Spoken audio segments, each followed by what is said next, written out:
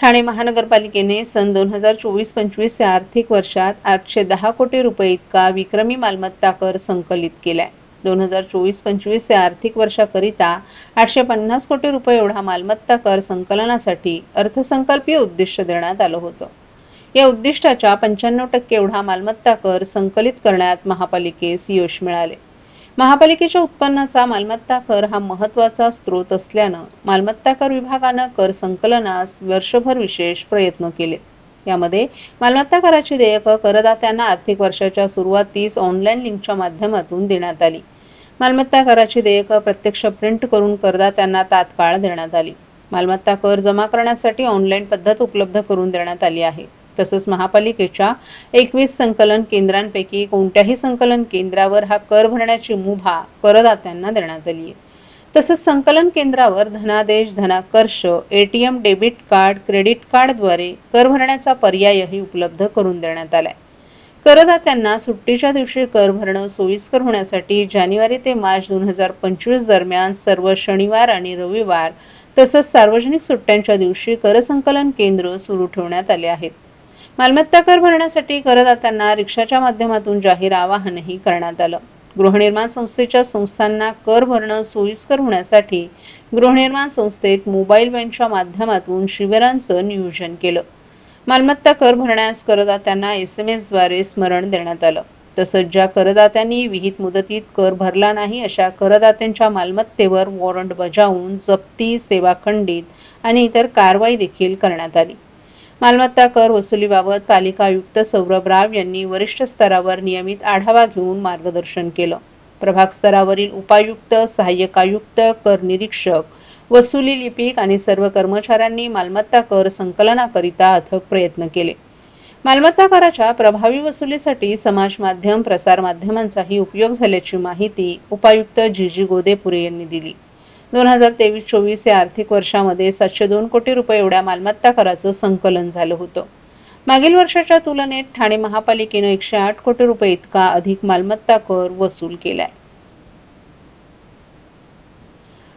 ठाण्यात ज्या इमारतींचा पुनर्विकास बिल्डरला करावासा वाटतो आणि तो पुनर्विकासासाठी ज्या इमारतीवर बोट ठेवतो त्या इमारतीच्या पुनर्विकासाकरिता ठाणे महापालिका संबंधित बिल्डरला मदत करते असा गंभीर आरोप सामाजिक कार्यकर्त्या अंजली दमानिया यांनी ठाण्यात पत्रकारांशी बोलताना केला आहे.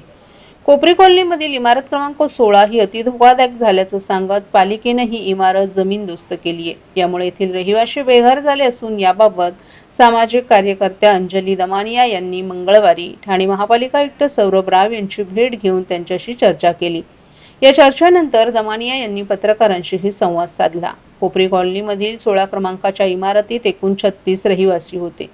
त्यापैकी 17 जण बिल्डर विरोधात लढत होते. त्यांना बेघर करण्यात आलं तर 19 जण बिल्डर सोबत होते. त्यांना बिल्डरनं गेले 5 महिने भाडं दिलं नाही. ही बाब आयुक्त राव यांच्या निदर्शनास आणून देत बेघर झालेल्या लोकांच्या राहण्याची व्यवस्था करण्याची मागणी केली.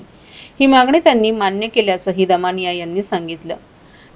नियमानुसार C1 म्हणजेच अतिधोकादायक श्रेणीमध्ये इमारत असेल तर इमारत पाडून पुनर्विकास करण्यात हरकत नाही. परंतु ठाण्यात ज्या इमारतींचा पुनर्विकास बिल्डरला करावासा वाटतो आणि तो पुनर्विकासासाठी ज्या इमारतीवर बोट ठेवतो त्या इमारतीच्या पुनर्विकासाकरिता ठाणे महापालिका संबंधित बिल्डरला मदत करते असा गंभीर आरोप करत असाच प्रकार कोपरी कॉलनीतील 16 क्रमांकाच्या इमारतीच्या बाबतीत घडला असल्याचंही त्यांनी सांगितलं. बिल्डरनं 14 आणि 15 क्रमांकाच्या इमारतीचा पुनर्विकास केल्यानंतर त्यांनी 16 क्रमांकाच्या इमारतीचा पुनर्विकास करायचं ठरवताच ती इमारत C1 श्रेणीमध्ये दाखवण्यात आली.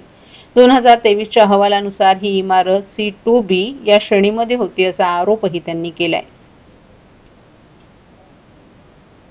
घरी आले आणि त्यांनी त्यांची पूर्ण जी कहाणी होती ती सांगितली. कोर्टच्या ज्या ऑर्डर्स होत्या त्या देखील मी बघितल्या आणि त्यानंतर मी सौरभ राव जे ठाणे म्युनिसिपल कमिशनर आहेत त्यांच्याशी माझी चर्चा झाली. तर आत्ता 4:30 वाजता माझी त्यांच्याबरोबर मीटिंग आहे.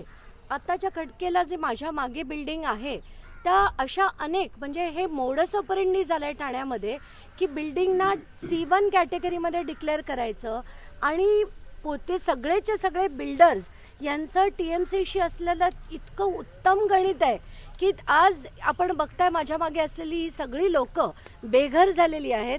त्यांचं बिल्डिंग असं तोडून टाकण्यात आलेलं आहे आणि आत्ताच्या घटकेला ना त्यांना जो बिल्डर आहे ह्याच्या बाजूची 2 बिल्डिंग्स मी तर आपल्याला विनंती करते ती सुद्धा फुटेज तुम्ही तुमच्या चॅनल्सवर दाखवा. त्याच्यापैकी एक बिल्डिंगमध्ये 7 बाळ्यांची त्यांच्याकडे ओसी आहे, वरचे सगळे अनधिकृत आहेत. त्याच्या बाजूच्या बिल्डिंगमध्ये पहिल्या 8 बाळ्यांचा त्यांच्याकडे सीसी आहे, वरचा 9वा मजला आता पुन्हा विदाऊट सीसी त्यांनी उभा केला आहे.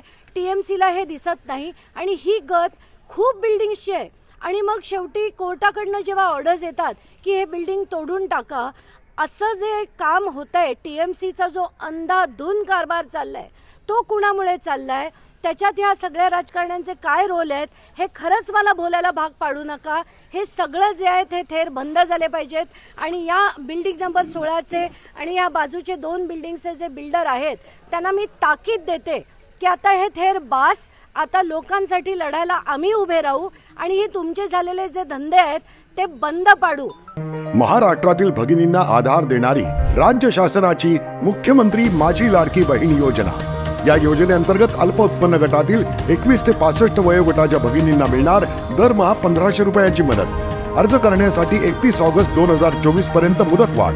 कुटुंबाचं वार्षिक उत्पन्न 2.5 लाख रुपयांपेक्षा कमी असलेल्या महिला पात्र. कुटुंबाकडे पिवळं किंवा केशरी रेशन कार्ड असल्यास उत्पन्नाचा दाखला आवश्यक नाही.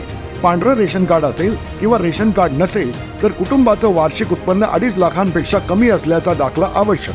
योजनेसाठीचा ऑनलाईन अर्ज नारी शक्ती दूत ॲपवरून किंवा पोर्टलवर भरता येईल. ज्या भगिनींना ऑनलाईन अर्ज भरता येत नसेल त्यांच्यासाठी अंगणवाडी, ग्रामपंचायत, वॉर्ड ऑफिस, सेतू सुविधा केंद्रामध्ये किंवा आशाताई बचत गटाच्या CRP यांची मदत उपलब्ध. आता आपल्याला अभिमानानं म्हणता येईल, सुखी आणि सुरक्षित आहे माझी लाडकी बहीण.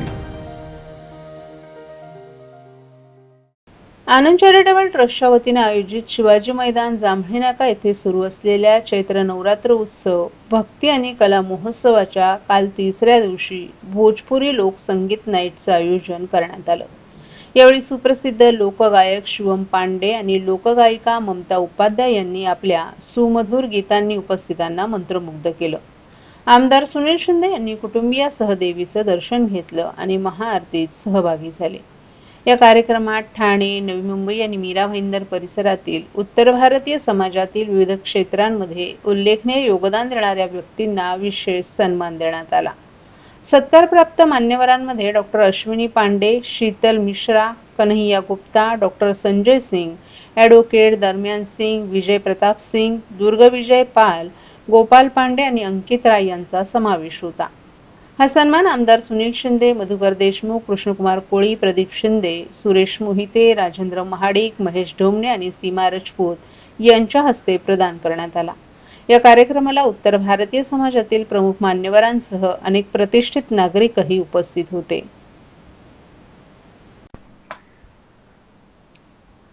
सालाबादाप्रमाणे यंदाही धर्मवीर श्री आनंद दिघे प्रतिष्ठानच्या वतीनं ठाणे पूर्व परिसरातील श्री संत तुकाराम महाराज मैदानावर राज्याचे उपमुख्यमंत्री एकनाथ शिंदे यांच्या पुढाकारानं श्री अंबेमा चैत्र नवरात्र उत्सवाचं आयोजन करण्यात आले. या चैत्र नवरात्र उत्सवाच्या काल 3ऱ्या दिवशी गरजा महाराष्ट्र माझा, आपली मराठी परंपरा या गाण्यांच्या कार्यक्रमाचं आयोजन करण्यात आलं होतं. यावेळी उपस्थित भाविक भक्तांनीही मोठ्या उत्साहात सुरात सूर मिसळत गाणी गाणी. उपमुख्यमंत्री एकनाथ शिंदे यांच्या मार्गदर्शनाखाली चैत्र नवरात्रच्या 9 दिवसात विविध कार्यक्रमांचं आयोजन करण्यात आले.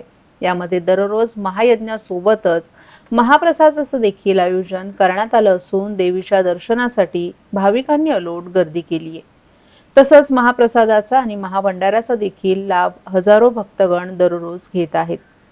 या कार्यक्रमाच्या ठिकाणी एकनाथ शिंदे यांचे वडील संभाजी शिंदे, पत्नी लता शिंदे, बंधू माजी नगरसेवक प्रकाश शिंदे, माजी आमदार रवींद्र फाटक, कल्याण जिल्हा प्रमुख गोपाल लांडगे, ग्रामीण जिल्हा प्रमुख प्रकाश पाटील, माजी नगरसेवक मनोज शिंदे, प्रवक्ते राहुल लोंढे आणि परिवहन समिती माजी सभापती आणि शिवसेनेचे सचिव विलास जोशी, परिवहन सदस्य जयप्रकाश कोटवानी, राजस्थान प्रगती मंडळाचे अध्यक्ष राकेश मोदी तसंच इतर मान्यवर पदाधिकारी, कार्यकर्ते आणि भाविकही मोठ्या संख्येनं उपस्थित होते. यावेळी विलास जोशी आणि प्रकाश कोटवानी यांनी पत्रकारांशी बोलताना या नवरात्र उत्सवाविषयी अधिक माहिती दिली.